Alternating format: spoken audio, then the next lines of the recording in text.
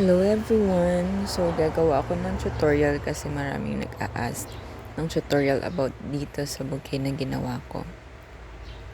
So, ito na bouquet is mini lang siya and for only 200 pesos.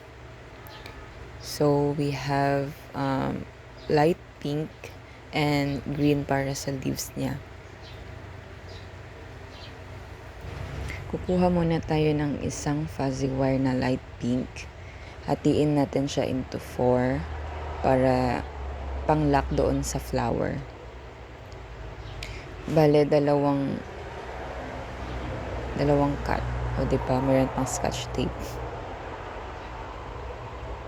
So, meron ng 4.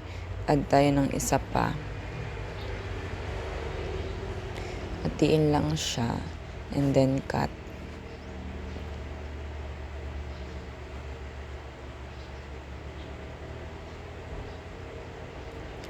Tapos ayan, nag-start na tayo sa flower. Kuha tayo ng isa.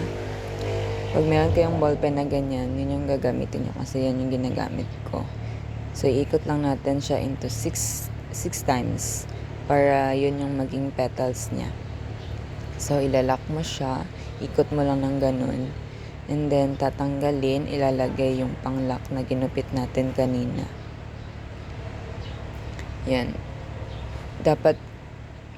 Dapat masikip talaga siya kasi mas maganda kasi yun para hindi siya kumalas.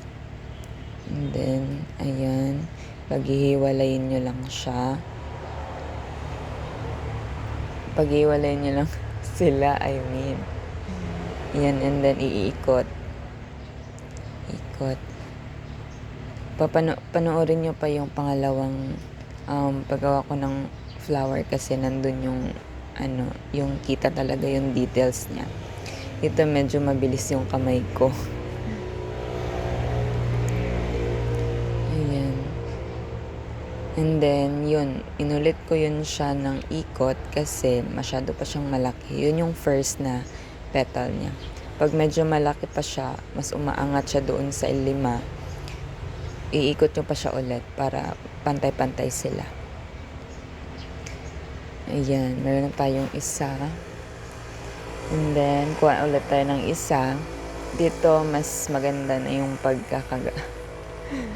pagkakademo. 2, 3, 5, 6, and then lock. Then, kuha ng isa, pang-lock ulit. Yan. Dapat masikip talaga siya, guys, para di siya kumalas. Ganun ulit yung gagawin. Pag-iwalayin.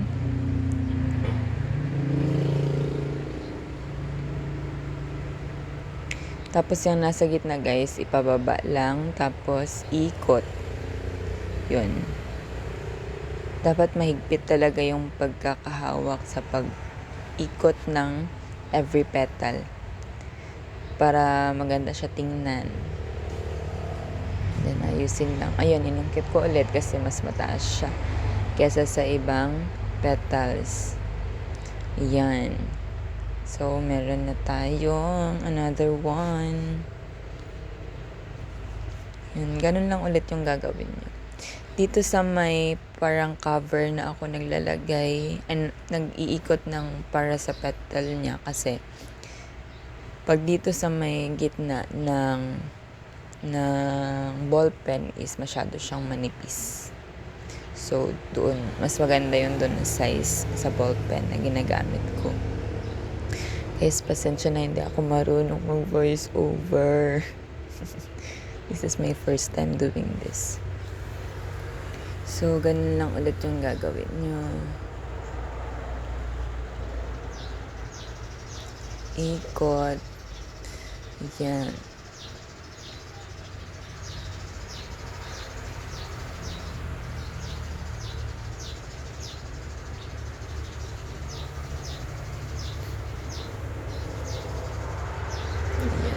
Masakit lang talaga siya sa daliri kasi masyado siyang maliliit. Pero sobrang ganda naman tingnan kapag natapos na. Ayan, so ayan, meron na akong mga nagawa kanina. Hindi ko na sinama sa video.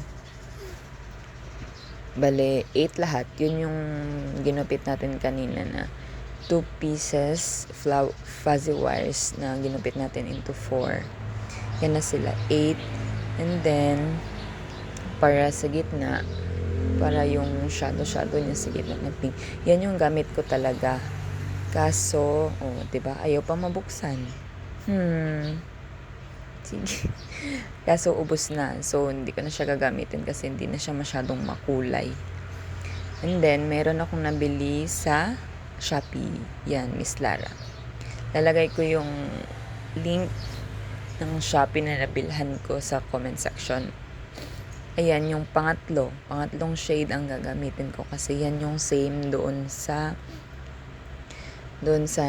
ginagamit ko talaga. Ayan, sa pangatlo. Ayan, lalagyan mo lang siya dyan sa gitna. Ang ginagawa ko is, sa gitna, mas kinakapalan ko sa gitna. Tapos, lalagyan ko ng konting shade lang sa gilid-gilid. Ayan, inaayos ko siya kasi hindi siya masyadong na-fold ng maayos. Ayan, lalagyan mo lang siya sa gitna. Mag-start ka muna sa gitna, tapos hanggang sa kumakapal na siya, and then, adjust mo na doon sa gilid niya.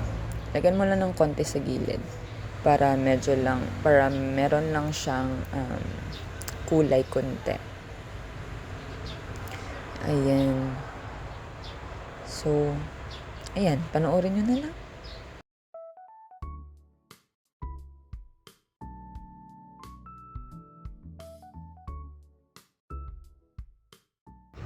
Hindi naman siya mahirap gawin. Yun lang is sobrang sakit niya sa kamay kapag marami na yung nagawa mo.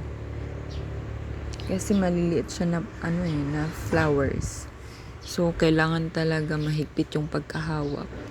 And then, maayos yung pagkagawa. Para maganda naman tingnan.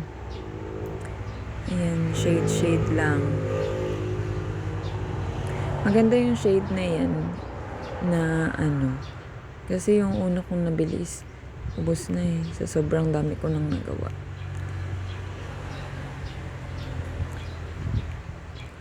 Actually, ang presyuhan ko nun is 200 pesos each. Pero yung order ko na yun is 5 orders siya, tapos nag-additional pa siya ng isa. So, ang ginawa ko is binigay ko na lang sa kanila ng 180 pesos para kasi yun sa teachers nung token nila para doon sa teachers kasi nagde-demo teaching sila.